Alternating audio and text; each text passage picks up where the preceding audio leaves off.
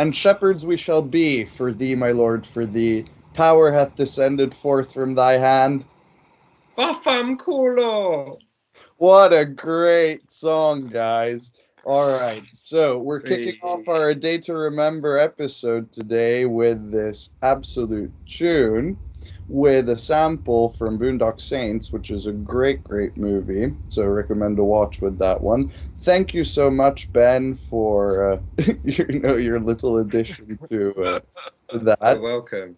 No, so guys, I hope you enjoy this episode. It's a little bit different from the previous ones. We're going to go through a song from each Day to Remember album, and then we're going to talk a little bit about what we think that the new album is going to be like, and then we'll listen to it together and comment at the end. It was great to listen to all the way through again.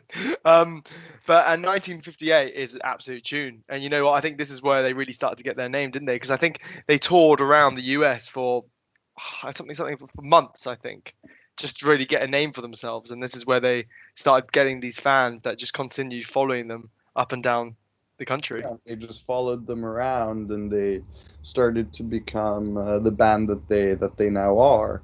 Yeah. I think they hadn't really made it over to us yet at that point. I think it was really with the next album, For Those Who Have Heart, where it really got to us.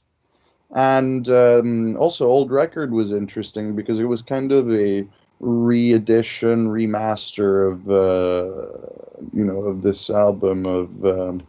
Yeah, no, I know what you mean. I mean, to be honest, I mean, I didn't really hear about A Day to Remember until probably just before Homesick was released, or maybe just after Homesick was released. And I clearly remember actually when around that time, must have been 2009 when Homesick was released. I think it was 2009. Around then. Yeah, so 2009.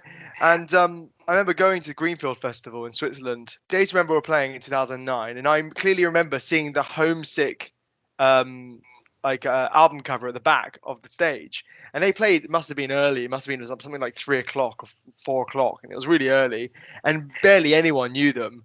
But they ended up recording the show and making a deluxe version of their Homesick album. Oh, that's amazing. Yeah, that's and I was very there, similar. and I didn't know them. I didn't even know them at that time. It was crazy. That's very similar to how I discovered them, really, to be honest. Like, I went to Download Festival in 2008. I think they were playing. And you know when you just look, you're excited for your first festival or your second festival or whatever it was. And you go on the website and they've got all these bands. And I used to just look through the lineup, and any band that sort of piqued my interest just by their name, you'd click onto their profile on the Download website. And they'd have a link to YouTube with a song. And A Day to Remember popped up, and I was like, now that sounds like a band I'd like. You know, you're into your Taking Back Sundays and stuff like that. So that name automatically just becomes like, oh, that's going to be a good band, right? Yeah. And the link was to You Had Me at Hello, which is obviously like super like acoustic, kind of ballady. But I really liked it at the time as like an angsty teenager, as you can imagine. You're like, yeah. But it was so funny because I listened to the album, and I think it went You Had Me at Hello, penultimate track, and then obviously 1958 is the last track, and you couldn't get 2 more different tracks, could you? Like, you just really can't. But they both resonated with me in the same way, and I loved them both. Then I listened to the rest of the album, and I didn't really like it, but it was You Had Me at Hello in 1958 that got me into it, basically. Yeah.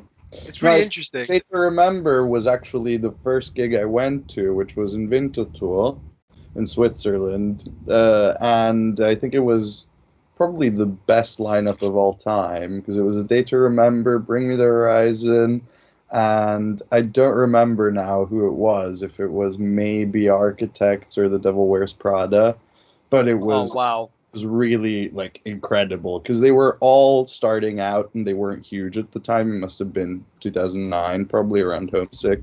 Yeah. And they were all just starting to make it. You know, I think it was around the time when Bring Me the Horizon came out with Chelsea Smile, you know, those kinds of things. So yeah, Day to Remember, I think for all of us was quite important in our youth. Not that we're old now. So we got inspired this episode, of course. Yeah, no, you're right. And I agree.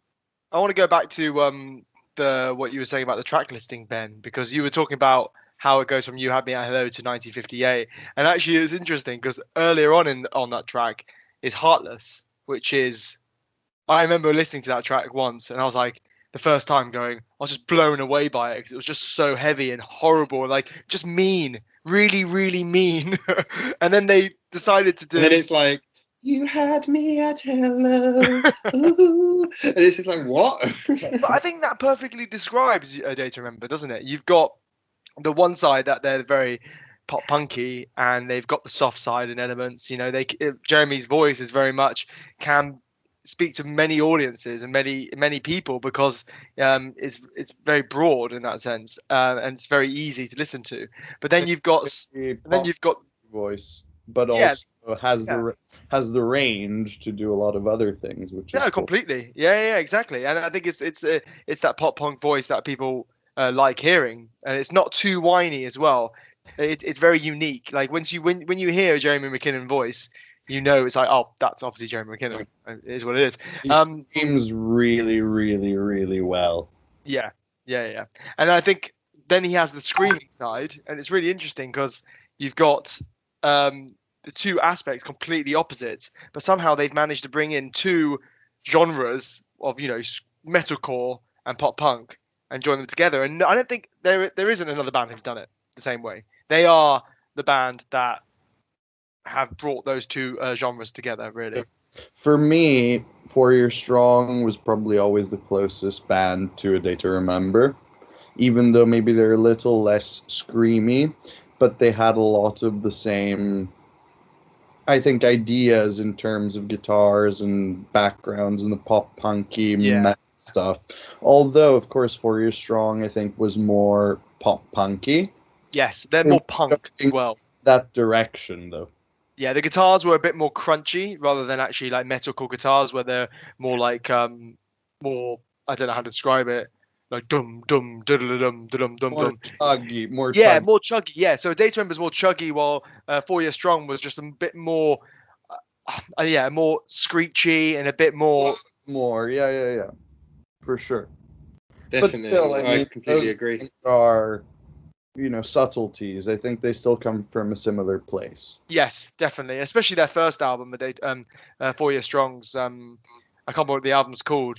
It's got the one that's got Heroes Get Remembered and Legends Never Die, or whatever it is. And that super long names for everything. Yeah, exactly. That's why I never remember them. But that album in general was just amazing. And I remember the same time when they both came out, well, roughly around the similar sort of time, they were both just so iconic in that genre, really.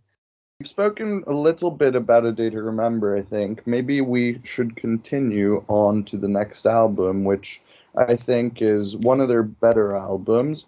And it's quite interesting because actually Mike and I had a band in high school, and we played one of these songs. We covered it at Battle of the Bands, and it's the third song on this album. We are not playing this for you now, but that would be the danger in starting a fire. Oh, great. Song is Monument. So guys, enjoy.